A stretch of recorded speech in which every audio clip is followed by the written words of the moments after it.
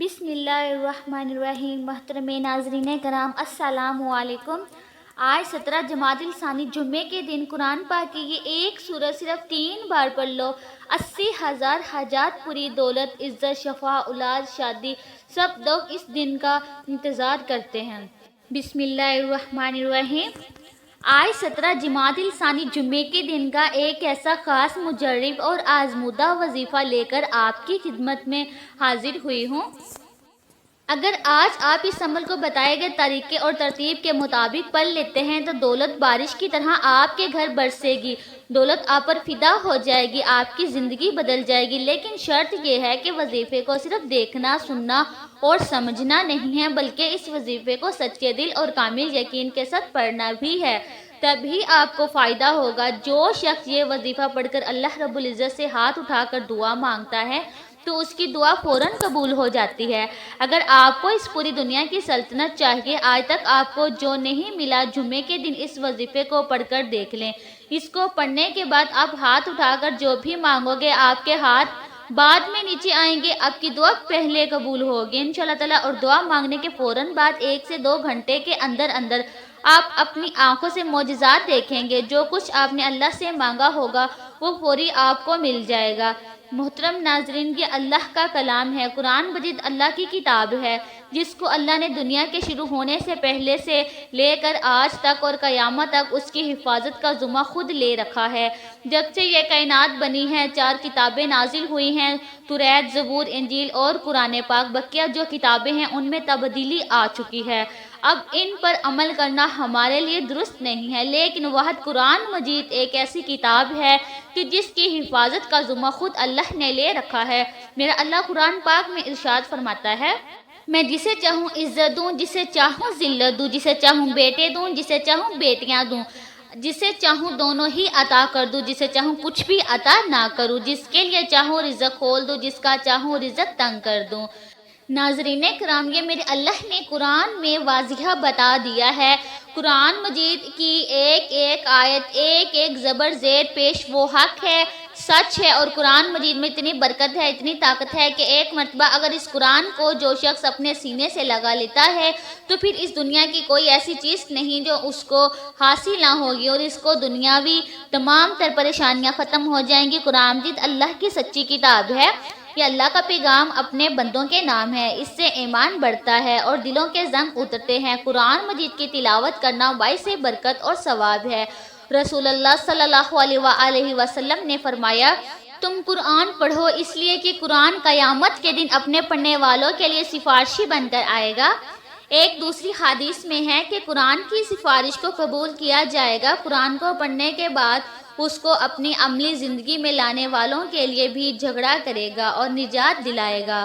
رسول اللہ صلی اللہ علیہ وآلہ وسلم نے فرمایا، قیامت کے دن قرآن اور قرآن والے جو اس پر عمل کرتے تھے ان کو لایا جائے گا، سورۃ البقرہ اور سورۃ العمران پیش ہوں گی اور اپنے پڑھنے والوں کی طرف سے جھگڑا کرے گی۔ آپ صلی اللہ علیہ وآلہ وسلم نے یہ بھی فرمایا، تم میں سے سب سے بہتر وہ ہے جس نے قرآن پڑھا اور اس کو پڑھایا۔ قرآن کو جو لوگ مضبوطی سے تھام لیتے ہیں تو اللہ تعالیٰ ان کو بلند کر دیتا ہے، وہ دنیا میں بھی عزت حاصل کرتے ہیں اور آخرت میں بھی جنت میں بھی داخل ہوں گے انشاءاللہ تعالیٰ۔ جو قرآن پاک کی تلاوت اور تعلیمات سے دور ہوتے ہیں اور اپنی زندگی اپنی مرضی اور چاہت سے بسر کرتے ہیں تو پھر ایسوں کو اللہ ذلیل و خوار کر دیتے ہیں۔ چنانچہ نبی اکرم صلی اللہ علیہ وآلہ وسلم نے فرمایا کہ اللہ تعالیٰ اس کتاب قرآن مجید کی وجہ سے بہت سے لوگوں کو سر بلند فرمائے گا اور بہت سو کو ذلیل کرے گا۔ اور ہمارا آج کا عمل بھی قرآن کریم کی ایک سورت کے حوالے سے ہے۔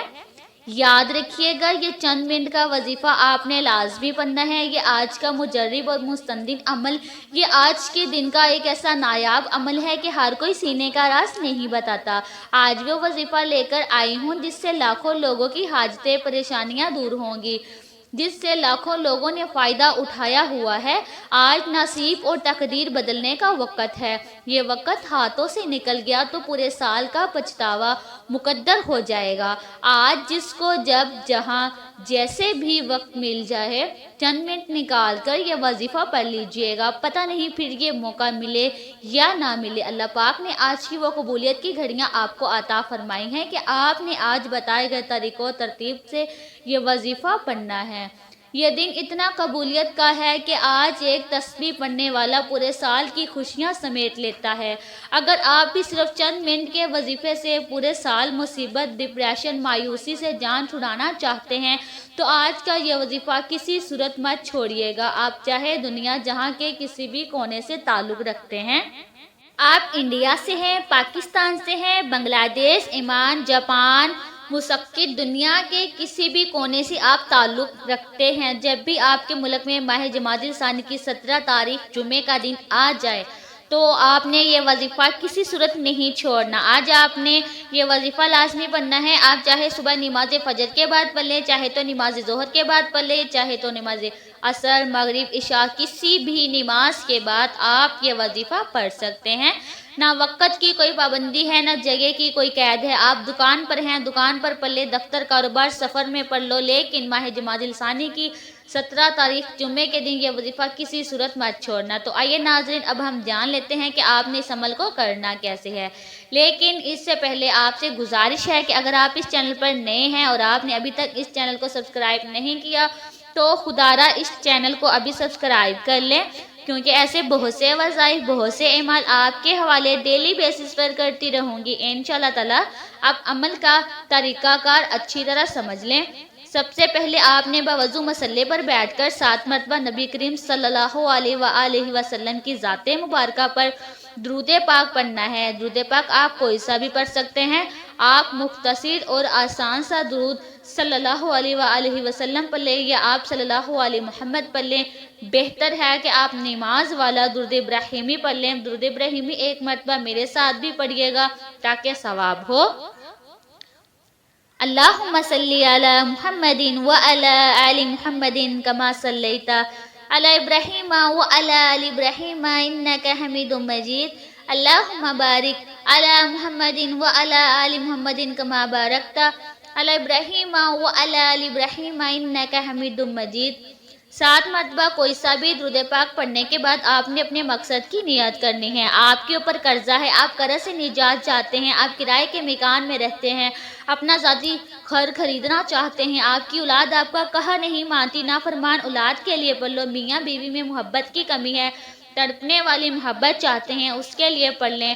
آپ کو کوئی بڑی رقم چاہیے، اس کے لیے پڑھ لیں۔ کوئی بھی آپ کی خواہش ہے جو آج تک پوری نہیں ہو سکی، اس کے لیے پڑھ لیں۔ اپنے خاص مقصد کی نیت کرتے ساتھ ہی فوری طور پر آپ نے ایک بار اعوذ باللہ من الشیطان الرجیم بسم اللہ الرحمن الرحیم پڑھ کر وظیفے کا آغاز کرنا ہے۔ اور سب سے پہلے نمبر پر جو وظیفہ آپ نے پڑھنا ہے وہ وظیفہ اللہ تعالیٰ کے صفاتی ناموں کا وظیفہ ہے۔ دو صفاتی نام یا وہاب یا رزاق ہے، یہ دونوں اسم اعظم ملا کر پڑھیں گے تو 1 بار شمار ہوگا۔ یا وہاب کا مطلب ہوتا ہے بہت زیادہ دینے والا، یا رزاق کا مطلب ہوتا ہے اے روزی دینے والے۔ یہ دونوں نام رزق کے لیے بہترین ہیں، رکے ہوئے کام چلانے کے لیے، رستوں کی رکاوٹوں کو ہٹانے کے لیے، نصیبوں کو چمکانے کے لیے اور رزق کو وسیع و عریض کرنے کے لیے۔ جس کا رزق کم ہے اور چاہتا ہے کہ اپنا رزق بڑھا لے تو اس کے لیے وہ ان 2 ناموں کو آج ضرور پڑھ لے۔ آپ نے یہ نام کیسے پڑھنے ہیں اور کتنی بار پڑھنے ہیں توجہ کیجئے گا۔ یا وہاب یا رزاق 1 بار ہو گیا، یا وہاب یا رزاق 2 بار ہو گیا، یا وہاب یا رزاق 3 بار ہو گیا۔ اس طرح سے آپ یا وہاب یا رزاق کو ہاتھ کی انگلیوں پر پڑھ لیں یا تسبیح کے دانوں پر پڑھ لیں۔ آپ نے صرف 11 بار پڑھنا ہے، اچھی طرح گن کر پڑھنا ہے، کمی بیشی نہیں کرنی۔ 11 بار پڑھنے کا مقصد ہرگز یہ نہیں کہ تیزی سے پڑھ کر جان چھڑا لے، توجہ کے ساتھ، دھیان کے ساتھ پڑھنا ہے۔ جتنا خلوص کے ساتھ پڑھیں گے اللہ پاک اتنا ہی زیادہ ثواب بھی عطا فرمائے گا۔ اور اتنی ہی زیادہ آپ کے لیے آسانیاں بھی فرمائے گا۔ جیسے آپ کی نیت ہوگی اللہ پاک بھی آپ کو آپ کی نیت کے مطابق اجر عطا فرمائے گا۔ جب آپ یا وہاب یا رزاق کو 11 بار اچھی طرح گن کر پڑھ لیں تو اس کے بعد دوسرے نمبر پر جو وظیفہ آپ نے پڑھنا ہے وہ وظیفہ ایک قرآنی سورت کا وظیفہ ہے۔ یہ قرآن پاک کی سب سے چھوٹی سورت ہے، لیکن اس سورت کے کمالات بہت زیادہ ہیں۔ اس سورت کو دولت کا خزانہ بھی کہا جاتا ہے۔ آپ نے دوسرے نمبر پر سورہ کوثر پڑھنی ہے۔ الحمدللہ سورہ کوثر ہر کسی کو زبانی یاد ہوتی ہے۔ اگر کسی کو سورہ کوثر کا نہیں پتہ یا زبانی یاد نہیں تو ایک بار ثواب کی نیت سے سورہ کوثر کی تلاوت سماعت فرما لیں۔ اعوذ باللہ من الشیطان الرجیم، بسم اللہ الرحمن الرحیم۔ اِنَّا آتَيْنَاكَ الْكَوْثَرَ فَصَلِّ لِرَبِّكَ وَانْحَرْ إِنَّ شَانِئَكَ هُوَ الْأَبْتَرُ۔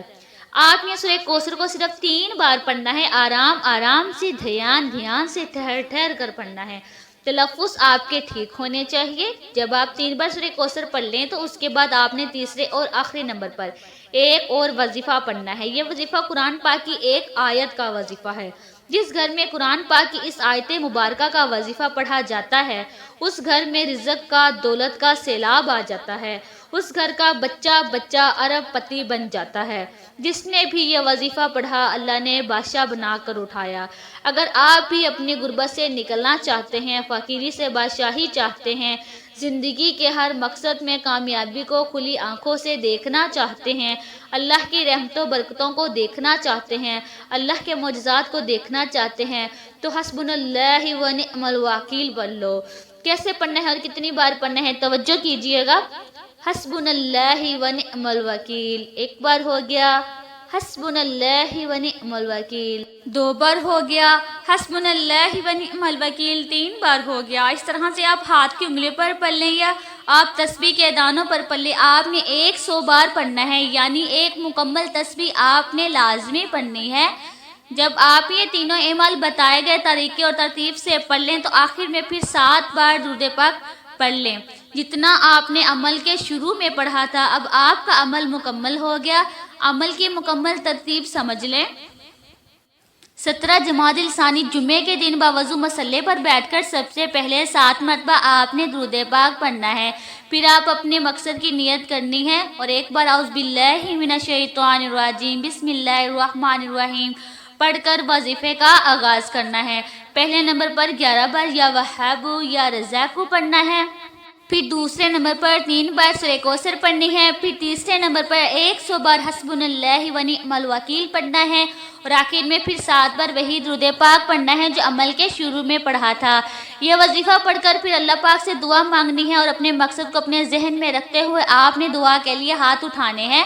اللہ رب العزت کے حضور اپنی ساری حاجات پیش کریں۔ آج اللہ پاک سے تھوڑا نہ مانگنا، آج اللہ پاک سے وہ مانگنا جو سالوں سے نہیں مل رہا۔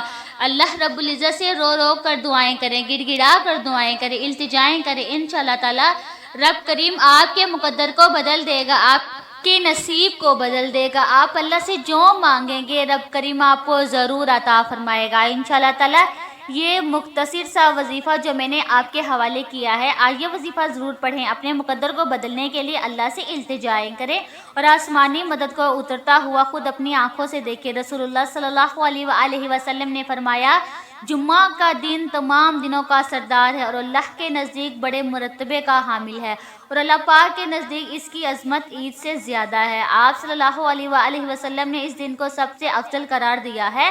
اللہ تعالیٰ نے باقی امتوں کو اس دن کی برکات سے محروم رکھا، صرف امت محمدیہ پر اللہ تعالیٰ نے خصوصی فضل و کرم فرمایا اور امت محمدیہ کی اس دن کی طرف رہنمائی فرمائی اور اسے اس کی برکات سے نوازا۔ نبی کریم صلی اللہ علیہ وآلہ وسلم جب مکہ سے ہجرت کر کے مدینہ پہنچے تو بنی سالم بن عوف کے علاقے میں نماز جمعہ کا وقت ہو گیا اور جہاں آپ نے صلی اللہ علیہ وآلہ وسلم نے اپنی زندگی کا پہلا جمعہ ادا کیا۔ فرض نمازوں کی طرح نماز جمعہ کی بھی بڑی اہمیت ہے اور یہ نماز دوسری فرض نمازوں سے کہیں زیادہ افضل ہے۔ نماز جمعہ ایسا فریضہ ہے جسے ادا کرنا ہر مسلمان پر لازم ہے اور ضروری ہے۔ نماز جمعہ بغیر کسی شرعی عذر کے چھوڑنے والوں کو رسول اللہ صلی اللہ علیہ وآلہ وسلم نے سخت وعید سنائی ہے۔ دعا ہے کہ رب کریم میرا سنانا اور آپ کا سننا اپنی پاک بارگاہ الہی میں قبول و منظور فرمائے، آمین ثم آمین۔ ناظرین کرام، اپنے رزق میں برکت اور وسعت کے لیے اور کشادگی کے لیے اللہ تعالیٰ کے 99 ناموں میں سے کوئی ایک نام لکھ کر کمنٹ باکس میں ضرور شیئر کریے گا۔ اللہ تعالیٰ ہم سب کا حامی و ناصر ہو، آمین۔ السلام علیکم ورحمۃ اللہ وبرکاتہ۔